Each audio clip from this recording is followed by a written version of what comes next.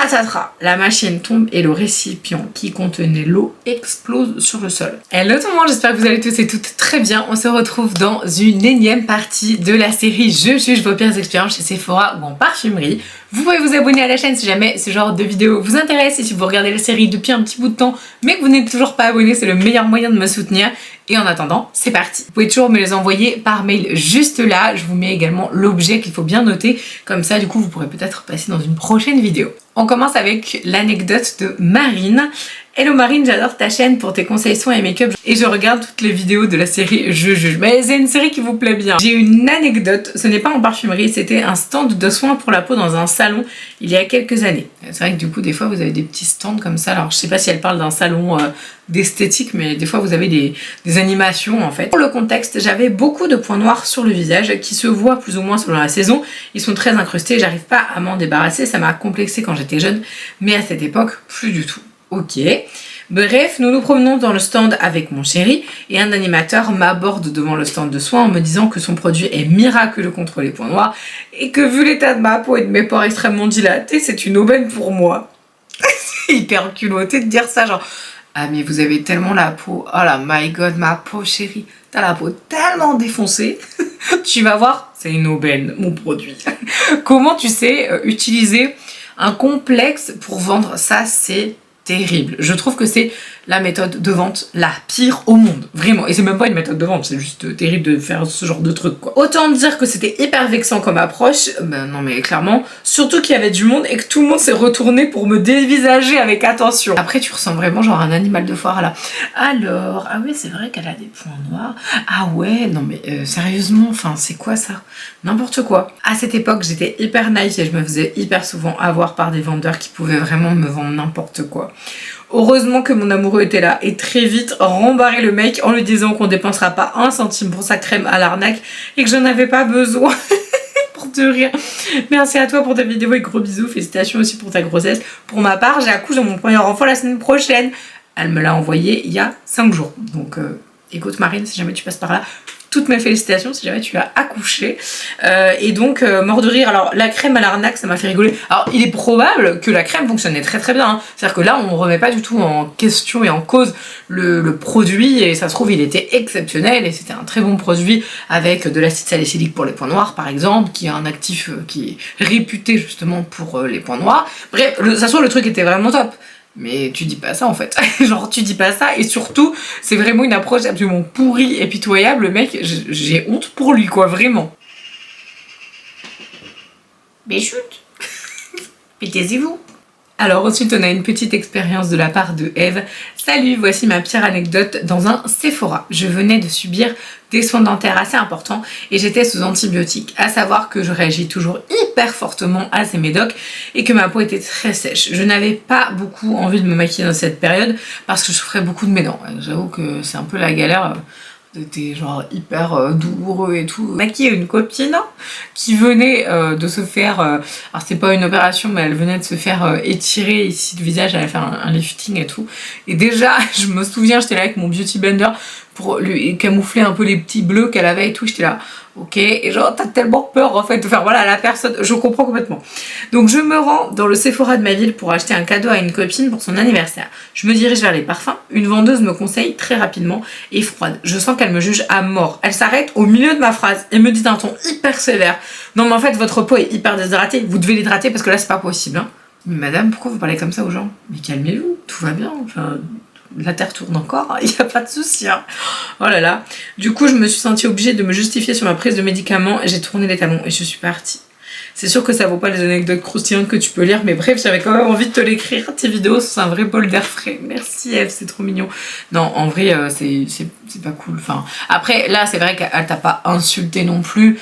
Mais il y a toujours des manières de dire les choses. En fait, ce qui m'agace, c'est que ce genre de début en fait de discours, par exemple que ce soit pour Marine ou pour Eve, donc Marine qui se fait aborder en mode ah là là vous avez une peau franchement catastrophique, mon produit c'est une aubaine, et que ce soit Eve où on lui dit ah bah non mais en fait là faut vraiment faire quelque chose, votre peau c'est pas possible, faut l'hydrater, d'où un ton hyper sévère. Ouais, ce qui me dérange alors, outre la manière de le dire etc et la gentillesse et la politesse quoi tout simplement, outre ça ce qui me dérange c'est que ce sont des accroches en fait de vente, et ça vraiment je trouve ça mais juste pitoyable honnêtement, parce que encore une fois, donc là dans le cas de Marine c'est vraiment prendre le complexe de quelqu'un pour du coup le rabaisser et lui dire ah regarde mon produit il est incroyable, il est extraordinaire, il va résoudre ton problème que j'ai mis vraiment le doigt dessus, genre c'est moche et tout. Vraiment je trouve ça inhumain en fait de faire ça, et là c'est un peu pareil, c'est genre regarde je vois un problème, je te dis ton problème en mode ça c'est de la merde tu vois, ça c'est pourri sur toi, j'arrive un peu comme le messie avec la réponse, du coup tu vas m'idolâtrer parce que j'ai trouvé la réponse à ton problème. Non en fait ça c'est un truc, en vrai c'est ça qui m'énerve plus que contexte, etc. Parce que, bah voilà, bon, mis à part Marine, où c'était quand même pas très sympathique du tout. Et après, t'as tout le monde qui te regarde en mode, ouah, disons, c'est quoi ce phénomène de foire qui a plein de points noirs et tout. Je trouve qu'en fait, c'est la démarche extrêmement mauvaise, en fait. Et ça m'énerve. Alors, on a une expérience de la part de Ambre, et donc c'est une expérience institut. C'est assez folklore. J'ai très rapidement regardé. Salut Marine, j'adore ta chaîne YouTube et je te suis depuis quelques mois, c'est devenu mon rituel du matin en me maquillant. Ah mais j'aime trop ça, c'est trop bien. Alors, j'ai plein d'anecdotes à te raconter, mais celle-là, elle est particulière parce qu'elle ne se passe pas dans un magasin Sephora, mais dans un institut dans le sud-ouest de la France où je vis. Ok, je venais d'emménager il y a quelques mois et mon boulot m'a apporté beaucoup de stress. Je décide donc de m'offrir un soin du visage dans une chaîne d'institut assez connue pour pouvoir me détendre. Ça c'est toujours cool, franchement prendre du temps pour soi et tout c'est super important. Si vous êtes là devant cette vidéo et que vous ne prenez pas assez de temps pour vous, faites-le, c'est super important. Priorisez-vous. Vous êtes votre priorité. Il n'y a personne d'autre qui prendra du temps pour vous, en fait. Donc vraiment, petit message de bienveillance et de good vibes pour ce début d'année 2023. Prenez du temps pour vous, c'est trop important. Bon, après, évitez de prendre du temps pour vous dans un institut comme elle a eu. Parce que c'est pas terrible. Arrivé à l'institut, on m'installe et on me passe une couverture. Mais en fait, c'était une serviette hyper fine. Je suis méga frileuse.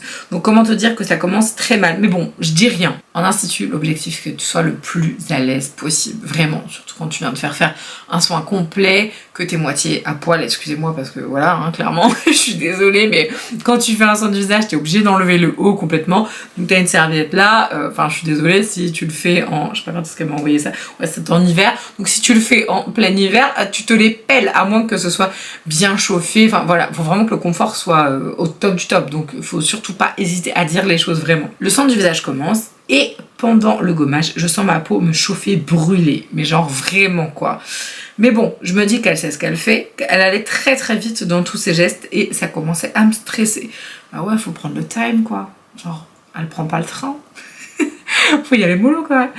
Arrive le moment du Vapozone. Ah alors le Vapozone, et j'essaierai de vous mettre une petite image pour vous montrer ce que c'est. Donc c'est en fait une machine qui envoie de la vapeur. Et en fait le Vapozone, vous en avez deux. Alors je sais même pas si ça a le même nom. Oh là là, franchement c'est pitoyable, je ne sais même plus. Non, c'est le Lucas Championnière, parce qu'en fait je vous mettrai une photo du Lucas Championnière. En fait tu tiens à bout de bras le truc et en gros tu l'utilises comme un spray fixateur, mais enfin un spray fixateur, n'importe quoi. Un spray en fait d'eau chaude, c'est de la vaporisation en fait continue. Et tu mélanges de la lotion avec de l'eau déminéralisée, etc. Et donc ça fait un soin et tout. Et le Vapozone, c'est très pratique parce qu'en fait, c'est comme un Lucas Championnière dans le sens où ça vaporise donc de l'eau. Et en même temps, tu as donc des actifs, donc le Vapozone, hein, donc de l'ozone O3. Et donc, ça permet en règle générale de traiter les impuretés, etc. Il me semble que tu as des Vapozones avec des lumières. Enfin bref, c'est super bien. Et donc ça, c'est pas comme le Lucas Championnière, ce mot ne se dit plus. Personne n'utilise ce truc et en plus ça fait des crampes au bras parce que t'es là pendant genre 20 minutes comme ça, à la fin t'en peux plus, on se muscle le bras quand on est esthéticienne. Et donc ça c'est génial parce que c'est sur roulette, donc en gros la personne elle est allongée, hop on emmène du coup le Vapozone, il y a un bras et du coup c'est le bras en fait qui fait de la vapeur tout simplement. En général c'est très sympa le Vapozone, c'est vraiment hyper cool. Donc arrive le moment du Vapozone, donc elle explique, machine qui envoie de la vapeur sur le visage pour ouvrir les pores. Ok, je suis toujours très stressée dans les gestes de l'esthéticienne Patatras, la machine tombe et le récipient qui contenait l'eau explose sur le sol. Waouh, c'est chaud. Bah, de toute façon, je vous aurais mis l'image, donc vous avez bien vu qu'il y a le récipient en fait en dessous. Ça veut dire qu'elle l'a pas bien clippé et que le truc il est tombé. Ok. Bon. Dans la panique, bien évidemment, elle m'explique qu'on ne fera pas le vapozone et donc elle commence à vouloir m'enlever les points noirs.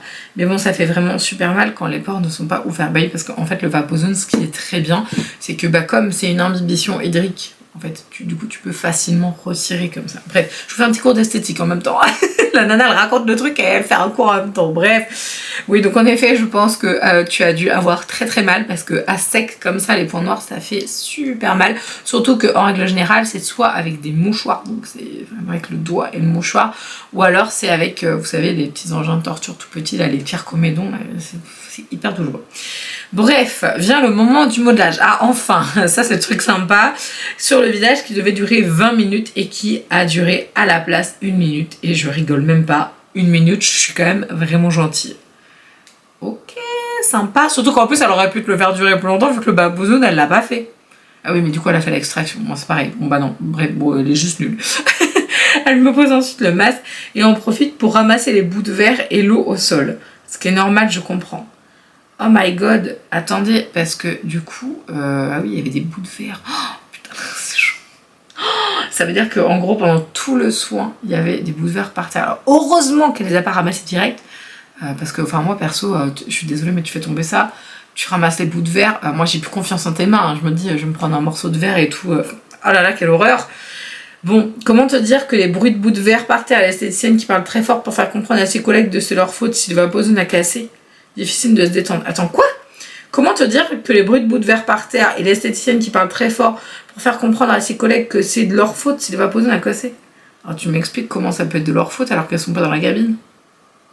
Ou alors que c'est elles-mêmes qui ont mal branché le truc, enfin bref, n'importe quoi. Arrive à la fin du soin, et attendez, c'est pas fini. Hein. Je vais à la caisse pour régler. Et là, on m'annonce un prix qui n'avait rien à voir avec ce qui était affiché sur le site. Ok, donc déjà tu te sens hyper mal. Et du coup, bon bah je les crois. Et je pars de l'institut, la peau défoncée rouge, pleine de marques et hyper stressée. Ah oui, au fait, le soin devait durer 1 heure. Je suis rentrée dans la cabine à 11h05 et je suis ressortie à 11h45. Donc je me suis fait squeeze 20 minutes. Bah oui, en fait, c'est le modelage. Finalement, le lendemain, je les ai appelés car je me suis un peu sentie prise pour une débile et surtout, j'ai vraiment dégoûté. Je leur ai expliqué comment s'est passé le soin et ce qu'on m'avait fait payer car après vérification, le prix n'était quand même pas le bon. Ouais, donc ça, c'est pas normal, hein, du coup. Elle m'a répondu très désagréablement qu'elle ne pouvait rien faire pour moi, juste m'offrir une séance de vapozone, mais pas maintenant car le vapozone était cassé. Tu comprends? Pardon. Pas drôle. Non mais n'importe quoi. Oh, enfin bref, j'avais pas beaucoup de sous, c'était rare que je me fasse plaisir, je suis esthéticienne à la base, je suis pas du tout exigeante avec les autres esthéticiennes, d'ailleurs je le dis même pas pour ne pas les mettre mal à l'aise car on a toute une manière de faire différente. J'ai d'autres anecdotes à te raconter si tu veux, mais je ne suis plus esthéticienne aujourd'hui car dégoûtée du métier. Oh mon dieu, mais ma pauvre. Alors en vrai, le truc c'est que t'aurais dû lui dire au téléphone. T'aurais dû dire par contre en fait moi je suis diplômée d'esthétique et en fait ce que vous m'avez fait là, c'est un soin qui est absolument pas du tout acceptable au niveau du métier, enfin professionnellement c'est pas possible. Donc vraiment, enfin c'est là que t'aurais dû le dire. Parce que vraiment, c'est juste pas possible. Alors, je ne sais pas qui tu avais au téléphone, si c'était la même nana ou si c'était la responsable, mais vraiment, enfin, je trouve que c'est absolument pas du tout professionnel, sachant qu'ils t'ont fait payer un truc. Déjà, t'as pas eu le timing nécessaire aux soins. En plus, t'as eu vraiment des mésaventures pas super cool dans ton soin et tout. Enfin, je sais pas, non, je trouve ça vraiment nul. Ça me rend triste pour toi parce que je me dis, il y a tellement d'instituts où ça se passe, mais à merveille, où vraiment les esthéticiennes sont aux petits soins, elles vous chouchoutent et tout. Là, enfin, c'est juste nul, quoi. Alors, je me dis, est-ce que... Non, ça, c'est nul de dire ça, mais je vais le dire quand même, c'est pas grave, je m'en fous. Est-ce que c'est parce que le fait que c'était une grande chaîne et que du coup, ils en ont un peu... pas rien à faire, mais que c'est vraiment, en fait, le côté rentabilité, tac, tac, tac, bon, bah, en plus, du coup, c'est bien, on l'a fait payer plus cher, on est content, super. Bon, elle est pas contente, ils sont complètement débiles de faire ça parce que, en réalité, quand t'es pas content, t'en parles à je sais pas combien de personnes autour de toi. Quand t'es content, oui, tu en parles, beaucoup moins, c'est sûr. Mais en fait, l'impact négatif de ce genre de soins comme ça, enfin, je suis désolée, mais non, enfin, ma pauvre. Moi, personnellement, je ne fais jamais de soins pour le visage comme ça. Massage du dos et tout ça, j'aime bien, mais vraiment, je fais jamais parce que moi, ça me stresse trop. Je déteste qu'on tripote le visage comme ça pendant 1 heure, machin. Moi, j'aime pas qu'on me touche ici, là, en fait. Moi, au niveau du cou, j'ai toujours un problème. J'aime pas qu'on me touche, j'ai l'impression qu'on va m'étrangler, enfin bref. Bon, je sais, c'est un peu débile. Mais oh là là, ma pauvre, franchement, je suis désolée pour toi. Vraiment, c'était pas une super expérience, en effet. Alors, petite anecdote de la part de Axel, je suis choquée parce que je l'ai lu, je viens de la lire, je suis sur les fesses, qu'on puisse avoir ce genre de comportement, c'est abusé. Alors, hello Marine, alors mon expérience c'est dans un supermarché. Donc vous inquiétez pas, hein, si vous avez d'autres expériences que de la parfumerie, vous pouvez tout à fait me les envoyer, je vous remets l'adresse là si jamais vous voulez. Mais voilà, il n'y a aucun problème, ne vous restreignez pas, il n'y a pas de souci. Pour le contexte, pour mon anniversaire, mon père m'avait donné de l'argent, mais que des billets jamais utilisés, donc ils n'étaient pas pliés et ils n'étaient pas abîmés. Ouais, c'est vrai que du coup, des fois, tu as des billets qui sont complètement neufs, quoi. Je suis donc allée un matin dans un supermarché pour acheter des chewing-gums pour aller en cours et j'étais un petit peu pressée. Arrive à la caisse et je tends mon fameux billet tout neuf au caissier. Il me lance un regard noir et me dit, sur un ton hyper agressif, « Mais il sort d'où celui-là? C'est un vrai? Tu l'as fabriqué chez toi? Mais quoi? Mais qui dit ça? Mais sans déconner! Mais qui dit ça, genre? Et en plus, déjà, franchement, c'est n'importe quoi. Excusez-moi, mais s'il y a des gens qui bossent en supermarché, est-ce que vous pouvez me confirmer? Faudrait que je demande à mon mari, parce qu'il a bossé chez Inter pendant un bout de temps, mais là, il est pas là. Mais il me semble, parce que nous, on avait ça chez Sephora, où en fait, tu passais le billet avec une petite machine, une petite lampe, là, tu le passes dessus pour voir si c'est un vrai ou pas. Donc, je sais pas, dis pas ce genre de truc, c'est complètement idiot, c'est débile, ça n'a aucun sens, tu passes le billet, puis ben voilà, c'est tout, enfin, ah mais n'importe quoi. J'étais tellement choquée d'entendre ça, j'ai pas su quoi répondre et je suis partie avec mes achats. Bon bah il l'a quand même pris, du coup tant mieux. Non mais vu qu'il a un imbécile celui-là, je trouve ça aberrant qu'on puisse soupçonner une personne de payer avec des faux billets juste parce qu'elle est jeune. J'avais 15 ans quand ça s'est produit, ça fait 2 ans maintenant et je suis toujours pas retournée dans le magasin. Mais des fois, quand je repasse devant et je vois ce caissier qui me lance encore des regards noirs quand il me voit, mais sérieusement, mais des claques en fait. 2 ans après, le mec te regarde toujours en mode « Ah, tu m'as donné un faux billet. » Mais sérieux, vraiment, c'est n'importe quoi. Je suis désolée, Axel, vraiment... franchement, mais je suis vraiment navrée pour toi, je sais pas quoi dire d'autre, quoi. Ensuite, on a une expérience de Naya, elle m'en a même envoyé 2. Salut, je te partage une de mes expériences en tant que vendeuse, en librairie cette fois. J'étais vendeuse en librairie indépendante. Pour remettre le contexte, on faisait de la billetterie de salle de concert dans la ville d'à côté, et l'été, il y avait des spectacles organisés toujours dans la ville d'à côté, et donc nous, on vendait les billets. Mon anecdote se passe en été 2019. Je me rappelle de mon été 2019, tiens. Je m'en souviens. J'étais derrière ma caisse, la boutique était très calme. Là, je vois une dame d'un certain âge, pas non plus hyper âgée, hein, mais peut-être à peine plus âgée que l'âge de la retraite. Je me dis, cool, enfin une cliente, ça a été calme toute la journée, je vais enfin pouvoir faire quelque chose. J'avoue, c'est vrai que quand tu traînes un peu comme ça, ta journée, tu la sens passer, quoi. La dame vient me voir en expliquant qu'elle vient chercher 3 € qui avaient été gardés sous la caisse dans une enveloppe pour elle, qui était le remboursement de la différence d'un billet de spectacle qu'elle avait pris dans notre boutique. Ok, bon d'accord.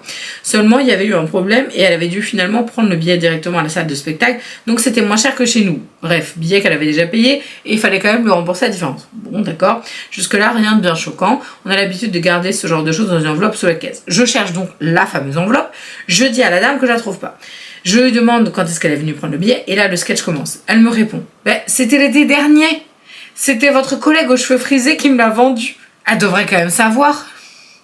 J'adore c'était l'été dernier. Ok. Donc je me dis qu'elle vient 1 an après chercher ses 3 €. Donc elle est venue juste parce qu'en fait elle avait rien à faire aujourd'hui, quoi.